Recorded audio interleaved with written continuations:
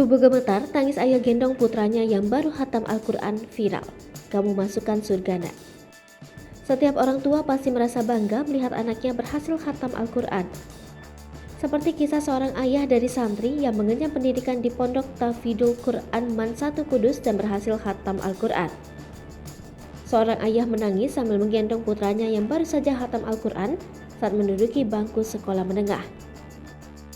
Momen haru tersebut terlihat dari akun Instagram @duniapunyacerita pada Senin 20 Juni 2022. Atas keberhasilannya, sang ayah melupakan perasaan bahagianya dengan menggendong sang putra berkeliling ke depan pesantrennya. Betapa bahagianya hati seorang ayah melihat putranya mampu menghafal Al-Quran sebagai bentuk mendekatkan orang tua ke surga. Diketahui seorang ayah yang rela menggendong anaknya yang duduk di bangku sekolah menengah ini merupakan seorang dosen universitas di Ponorogo bernama Samsul. Tampak Pak Samsul tak kuasa menahan tangis harunya sambil menggendong putranya mengelilingi lapangan sekolah. Pak Samsul menangis sambil bergetar menggendong anaknya. Dia bahkan berkali-kali berucap syukur memiliki putra yang penghafal Al-Quran. Hingga video tersebut diunggah telah mendapat 5.529 likes dan beragam respon positif dari warganet. Tak sedikit dari mereka yang ikut terharu melihat momen ayah dan anak tersebut.